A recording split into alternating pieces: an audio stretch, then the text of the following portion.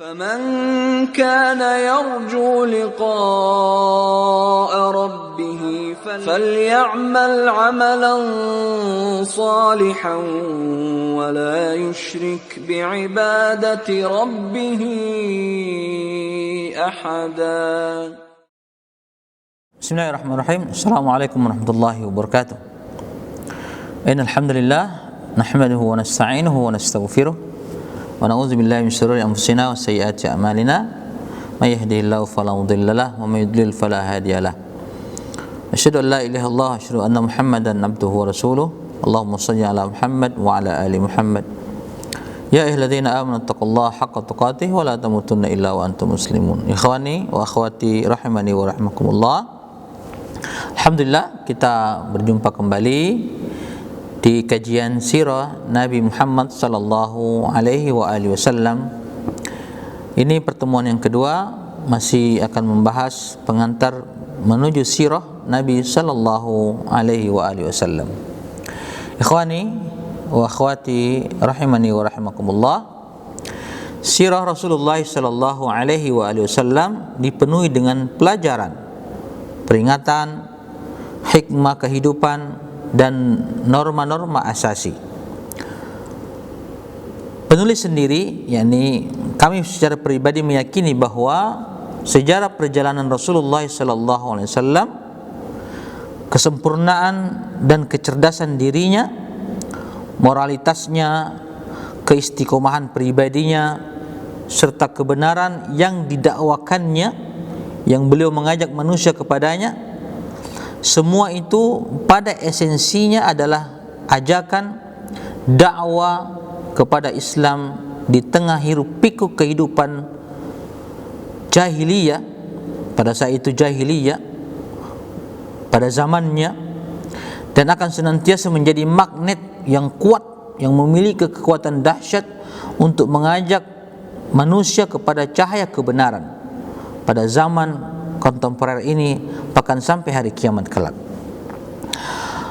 Ikhwani wa akhwati azanallahu wa iyyakum ajmain. Bukankah kita banyak menemukan bahwa manusia yang masuk ke dalam Islam karena perkenalan mereka dengan Rasulullah sallallahu alaihi wasallam, yaitu tatkala mereka mulai mengenal kecerdasan Nabi sallallahu alaihi wasallam, pribadinya yang jauh daripada simpang siur, bersih dari khurafat, nasabnya jelas, yang menjadi identitas manusia pada saat itu. Secara umum, pada saat itu manusia kacau, penuh dalam kejahiliaan, tapi Nabi sallallahu alaihi wasallam bersih dari semua itu, serta wawasan beliau yang begitu cemerlang. Setiap kepedulian yang menyangkut sirah Nabi sallallahu alaihi wasallam yang semerbak ini menunjukkan eksistensi moral yang tinggi. Karena Nabi SAW adalah simbol akhlak dan moral. Beliau adalah puncak daripada simbol akhlak dan moral.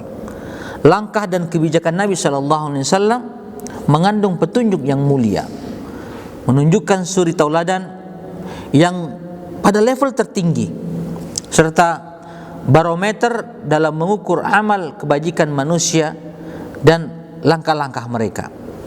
Ikhwani wa akhwati azanallahu wa iyyakum ajmain.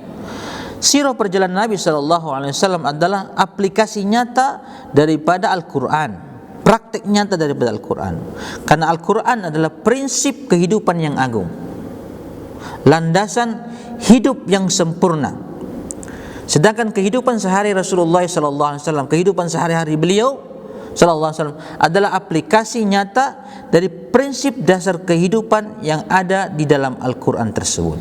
Jadi Nabi SAW mempraktikkan Al-Quran di dalam kehidupannya sehari-hari.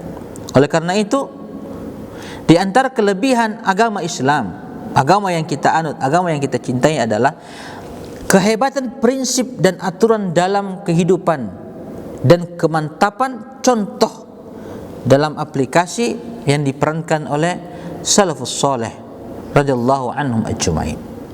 Setelah itu, tidak ada celah yang bisa dijadikan alasan oleh manusia yang telah menyaksikan bagaimana Al-Quran dibaca setiap hari, dan pada waktu yang sama terdapat sirah Nabi sallallahu alaihi wasallam yang menjadi penjelas bagi umat manusia, menjelaskan Al-Quran untuk umat manusia.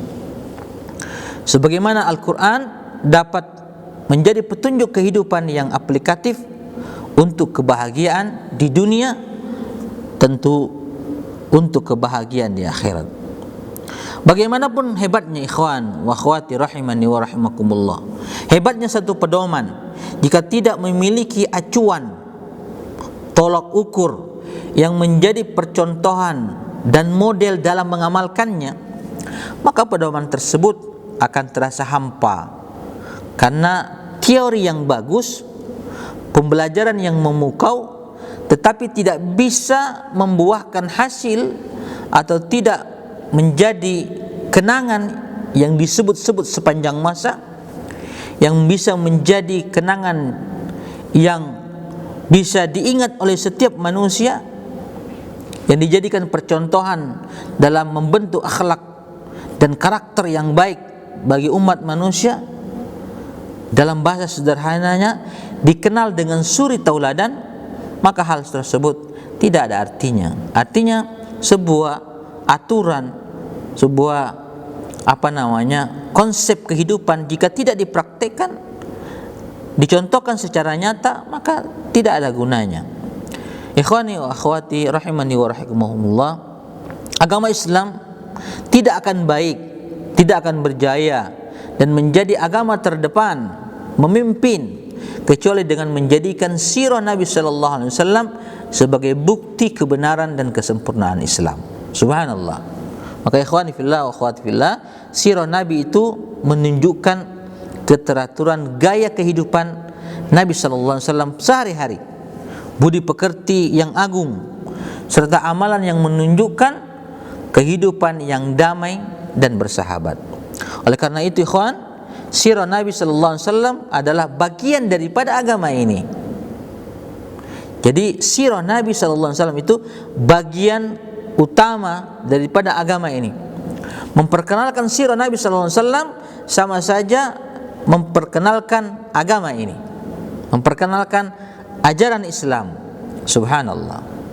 Cobalah perhatikan sahabat besar, khalifah yang kedua Umar bin Khattab radhiyallahu anhu, berdiri setelah Abu Bakar As-Siddiq radhiyallahu anhu meninggal dunia, dan setelah beliau dibaiat menjadi khalifah, tepatnya khalifah yang kedua, dia menyampaikan khutbah pertamanya.